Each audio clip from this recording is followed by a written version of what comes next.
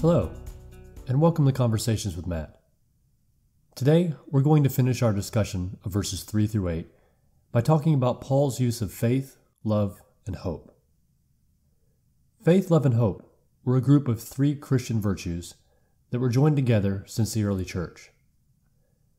Those of us who have spent time going to church or who have been to a lot of Christian weddings have probably heard sermons from 1 Corinthians 13.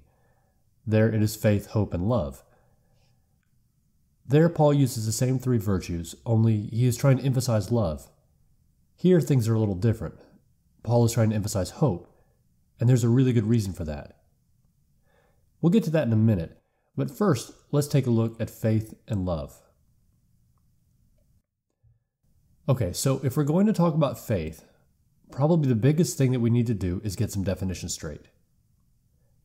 Faith equals trust.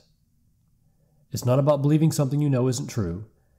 It's trusting in what you know to be true and acting in accordance with that knowledge. Faith, very simply, is trust. Blind faith is trusting when you don't know if something is true or not. Unfortunately, though, this is far too common in Christianity. I've had quite a lot of conversations with people who call themselves Christians, and they have a hard time giving an adequate answer to one of the most basic questions. Why? Why are you a Christian? This seems like it should be a really simple question to answer, but unfortunately it stumps a lot of people. Even if you explain why you ended up in Christianity, your parents took you from the time you were young or something like that, that only says how you came to call yourself a Christian. It says nothing about why you are a Christian. From what I can tell, there are very few people who call themselves Christians who have any idea if Christianity is true or not.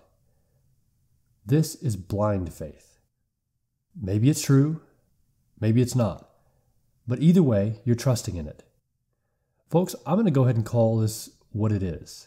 This is stupid. Think about what you're saying. You're telling people that there's an invisible creator God who made everything in existence, then came to earth as a man, died on a cross, rose from the dead, wants to have a relationship with you, but if you refuse him, then you're going to hell for all eternity. If this is what you're saying, then you damn well better have some good evidence for this. If you don't, then technically, this is what is called blind faith, but really you're just being ridiculous. And depending on how you act towards other people, possibly mean. Okay, I'm done with my rant. Simply put though, faith means trust. And blind faith is trusting in something without knowing if it's true or not. Lastly, there is trusting in something when you know it's not true. The technical term for this is delusion. Obviously, this is not good. So blind faith and delusion are bad, but faith is good. Because we should all want to have faith or trust in that which is actually true, right? No matter where any of us currently fall on the spectrum of beliefs or what our current worldview is, we should all want to trust in that which is true. The only question is, what is true? In this letter, Paul is saying to place your faith in Jesus Christ because of who he is and what he has done for you. I'm simply going to point out that this is what he says, as well as to add that it makes a great deal of difference whether the claims of Christianity are actually true or not. We'll address that question in some of our future series, is it true?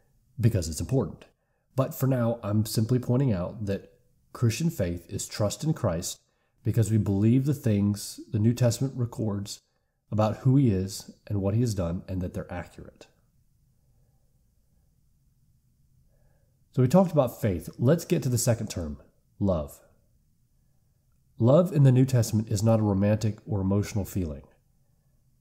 The Greek word used for this, the New Testament was originally written in Greek, by the way, so that's why it being written in Greek matters. The Greek word for this was agape. Agape was a word that was not used much when Christianity started to get going. Christians basically created their own definition.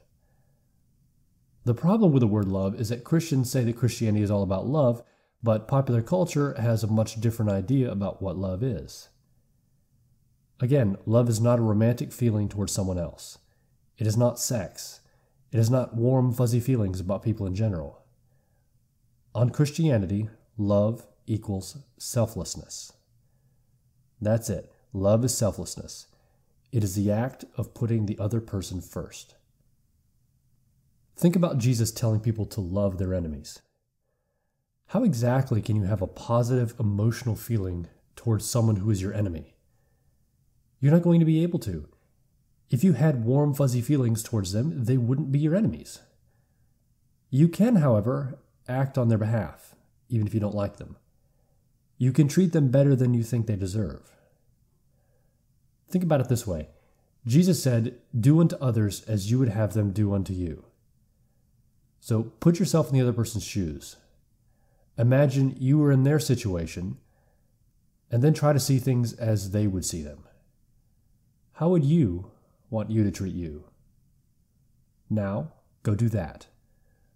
That's what love looks like. Lastly, let's take a look at hope. Now, in the original Greek, faith, love, and hope are not merely a list of 3 important things.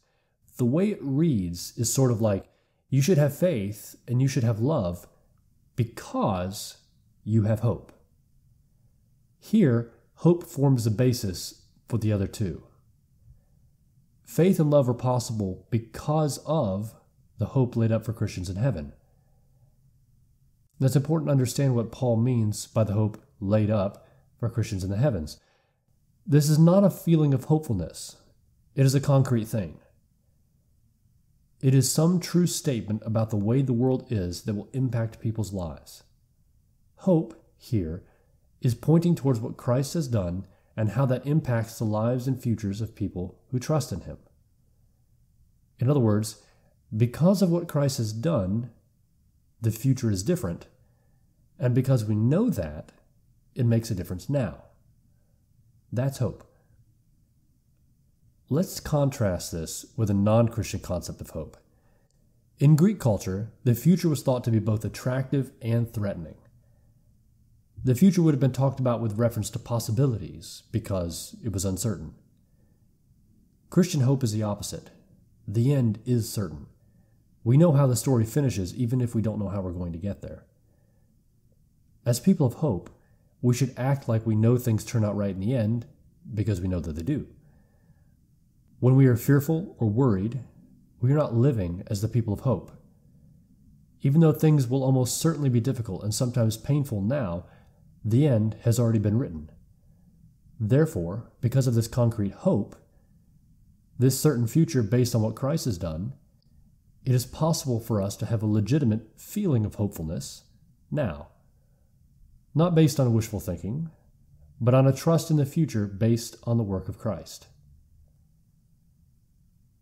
So let's summarize what we've learned in verses 3 through 8. And as we do this, remember that this is an intro to the whole letter. The themes that we have covered here are meant to give us an introduction to the rest of what we'll see in Colossians, though only in its most basic form. First, Christianity is grounded in what Christ has done. This is not a nice way of saying that Jesus is important. We're talking about specific things that He has done.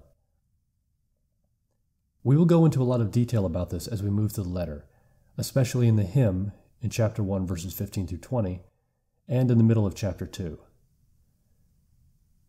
Second, Christ's actions have ensured the end will turn out in a particular way.